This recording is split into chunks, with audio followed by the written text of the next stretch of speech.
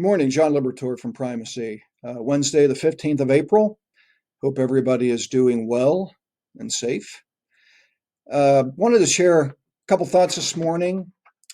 Um, just before clicking record, I broke this pencil, and I wanted to show you this fractured pencil to demonstrate or show that this is what our claim industry is like to me. It's fractured. Years ago, when I started handling claims, liability claims, work comp claims, there didn't seem to be the pressure that there is today. Well, that's because things have changed. I wish I knew, and I don't, to be honest, that when I started my adjusting career, I wish I knew what my pending was. But I got to believe I didn't have a lot of things to do that adjusters do today.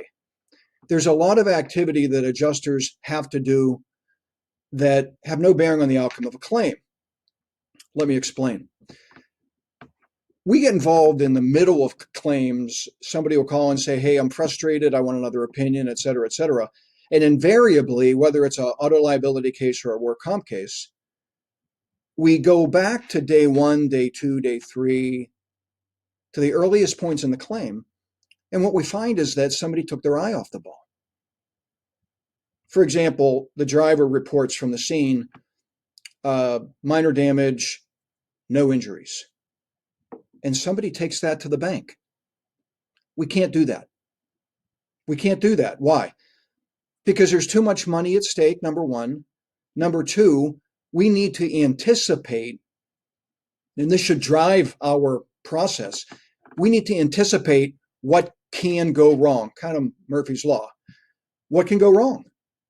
Well, the claimant goes home, talks to somebody who knows somebody, who puts them in touch with a lawyer. You know the drill.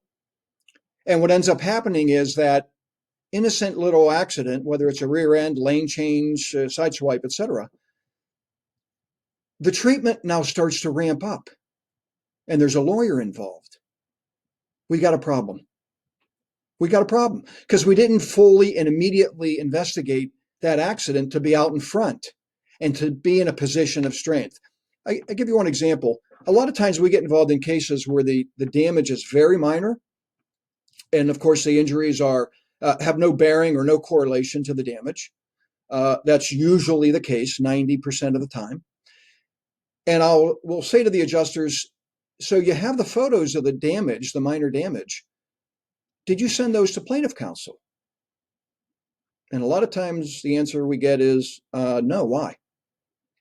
Well, as a very first step, and it doesn't cost anything, send the photographs to the attorney to convey, this is what we're looking at, counselor. Is this what you're looking at too? Because if it is, we've got a problem. You've got a problem. And we're here to tell you that we're going to challenge everything about this case because there's no injury. The forces are likely insufficient to cause injury. So you kind of set the tone there. And I'll tell you that when we talk with our customers and prospects, we don't mind using the word intimidation. We want to be in a position where, based on our investigation, we want to be in a position where we can intimidate plaintiff counsel and the treating physician, who, by the way, has nothing to go on except what the plaintiff tells them, the claimant, when they go in the office. That truck ran me over. Well, no, it didn't. We scraped your bumper, right? Somebody has to give the physician the facts, the reality. That's us. So what we espouse, what we like to recommend is, instead of this, that we need to re-engineer the claim process and bifurcate the claim, meaning get the investigation away from the adjuster. And I know that sounds scandalous and blasphemous, but it's true. It really has an effect because adjusters don't have time. They're pulled in 1,000 directions. And what we need in this day and age, because of the cunning and the approach of plaintiff counsel and physicians, we need a 24/7 approach. Saturday evening, 7 o'clock, Friday morning at 6 o'clock, Saturday or Sunday at 3 p.m., whatever it takes. We need that kind of an approach to have an airtight investigation, and it doesn't cost much more money because the savings are significant. The savings are significant when you make that investment. So the traditional method of handling the claim, I say to you again, is broken. The claim process is fractured. And I think sometimes we're afraid to spend a little more money, but we have to look at what we're up against. We need to anticipate where that case is going. The claimant says, I'm not talking to you, I have an attorney. We know where that case is going. We're going to get stupid medical and a stupid demand eventually, unless we get out in front and are in a position to intimidate plaintiff counsel. And it works. I can't promise you it works on every case, but give me 10, 20 cases and you're going to have better outcomes when you are ultra aggressive, uber aggressive, and in a position to intimidate plaintiff counsel. So I just wanted to share that with you. I know, you may think I'm an idiot, and that's okay. It's really okay. The article behind me there on the wall is about Scott Boras, the agent, sports agent who gets stupid money for his clients. Back in the day, he got $275 million for A-Rod, and that was crazy. He's the devil, right, to most sports fans.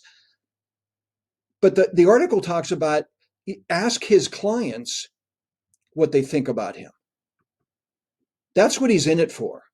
So people may think you're bringing a radical agenda or you're going against the grain. We've never done this before, etc. That's okay. It's okay. The customer, the company that pays the premium, that's who we have to serve. We all know that. And sometimes we've got to go against the grain and do what's unpopular, not what is traditional. So just want to leave that with you today, and certainly welcome any comments, any thoughts you have, and hope you have a great day.